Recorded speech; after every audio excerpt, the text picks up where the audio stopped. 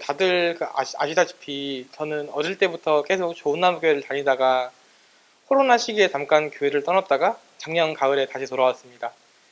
간증문을 쓰면서 오랜만에 교회를 떠나기 전과 떠나 있을 때 썼던 일기들을 돌아봤습니다. 처음에는 하나님 얘기가 많았습니다. 대표적으로 2017년 10월 달에 썼던 일기를 보면은 고린도전서 2장 12절에 우리는 세상의 영을 받은 것이 아닌 하나님의 영을 받았다는 말씀을 두고 은혜의 선물을 수호하며 세상에 빠지지 말아야겠다고 다짐했던 적이 있습니다.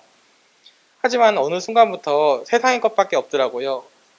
아마 19년도 여름이었던 것 같은데 그때 학교에서도 적응을 못했고 집에서도 맨날 혼났고 공부하는 것도 너무 힘들었고 모든 것이 허무하고 일기에 너무 어두운 내용밖에 없었습니다.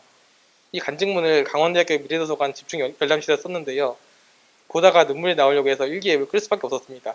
소음에 제한되는 열람실이라 울면 쫓겨나거든요. 그러면은 보통은 하나님께 상황이 나아지게 해달라고 평과 기쁨을 달라고 기도를 하잖아요. 근데 그때 저는 다른 선택을 했습니다. 하나님께서 주시는 무한한 기쁨을 구하는 대신 세상이 주는 쾌락에 빠지는 것을요. 힘든 일을 겪으면서 신앙심이 많이 약해졌나 봐요. 일본 만화 장르 중에 치유기 일상물이라는 장르가 있는데요. 간단하게 설명하자면 등장인물들의 평온하고 행복한 일상을 그림으로써 독자의 마음을 치유하고 위로하는 장르입니다. 그 만화의 세계엔 어떠한 갈등도 슬픔도 없습니다. 당시 수많은 갈등을 겪고 좌절하고 있었던 저에게는 그 세계가 너무 빛나 보였습니다. 그래서 하나님 대신 만화 속 가상의 세계를 구하게 되었고 차츰 하나님과 멀어지게 되었습니다. 코로나 시기 거리두기 때문에 교회 예배를 비대면으로만 할 수 있었던 적이 있었잖아요. 이미 하나님과 멀어져 있던 저는 비대면 예배 전환과 함께 교회를 떠났습니다. 하나님께 기도했을 땐 힘든 게 하나도 안 나아졌는데 만화를 보면 잠깐이나마 힘든 걸 잊을 수 있었거든요. 하나님이 계시다는 건 믿고 있었지만 저를 위해서 무언가를 해주시는 분은 아니라고 생각했습니다. 물론 지금은 이게 잘못된 생각이라는 걸 알고 있습니다. 그런데 교회를 떠나니까 더 힘들어지더라고요. 한순간이라도 행복하지 않으면 너무 힘들어서 힘든 걸 잊기 위해 만화에만 빠져 지냈습니다.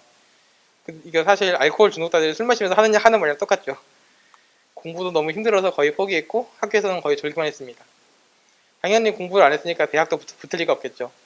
원래는 수도권 대학에 진학을 해서 춘천을 떠날 계획이었는데 전부 다 불합격이었고 강원대만 예비번호 30번이 나왔더라고요. 그래서 포기를 하고 있었는데 마지막 5차 추가 합격 때 기적적으로 전화가 걸려옵니다. 하나님께서 계획하신 일이었겠죠. 제가 뭐 수도권 대학에 가거나 아니면 강대만 떨어져가지고 지방 남부권에 그렇게 대학을 갔으면은 제가 지금 이 자리에 없었을 테니까요. 학교를 다니는 것만저 힘들어져가지고 자주 결석을 하다가 이대로는 학교를 못 다닐 것 같아가지고 대학교 1학년을 마치고 휴학을 했습니다. 휴학 중에는 그냥 계속 누워있기만 했습니다. 밥을 차릴 힘도 없어서 한 끼도 안 먹는 날이 많았습니다. 밑바닥에 있는 느낌이었고 이대로라면 스스로 죽든 스트레스로 죽든 어떻게든 죽을 것 같았습니다. 1년이 지나고 더 이상 휴학을 할 수 없어서 어쩔 수 없이 복학을 했습니다. 어영부영 학교를 다니던 중에 제가 좋아하는 아티스트가 내한을 해서 5년 만에 카톡 프로필을 그분과 같이 찍은 사진으로 바꿨습니다. 그러니까 유성이한테서 그 이상한 아저씨 누구냐고 연락이 오더라고요. 그래가지고 이야기를 하다가 어찌어찌 해서 교회에 다시 나오게 되었습니다. 분명히 하나님께서 이끌어 주신 거겠죠. 그때까지만 해도 죄인의 모습을 하고 있는 저 스스로가 부끄러워서 세례는 못 받을 거라고 생각을 했습니다. 하지만 예수님께서 저를 성장시키시고 겨울에 좋은나무교회 중고청 겨울 수련회로 그리고 봄에 예수제자 운동이라는 기독교 동아리로 인도를 해주셔서 또 거기서 많은 말씀을 듣게 하시고 짝기도를 하면서 저를 신앙적으로 건강하게 해주셔서 이 자리까지 오게 되었습니다. 제 삶을 돌이켜보면 정말 많은 죄를 지고 살았습니다.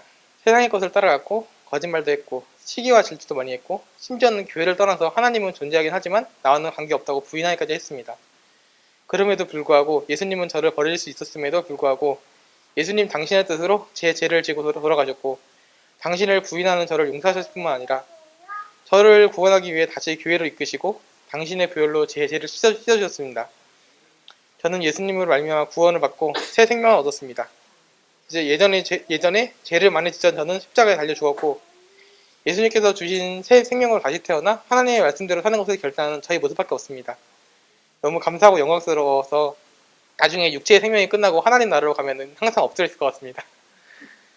아직도 하나님께서 보시기에는 부족한 점이 많을 것입니다. 아니 하나님이 아니라 사실 목사님이나 다른 분들이 보셔도 그렇겠죠. 저 스스로도 부족한 점을 많이 느끼고 있고요. 그렇게 결단했다고 해서 하루아침에 제가 드라마틱하게 바뀌는 건 아니더라고요.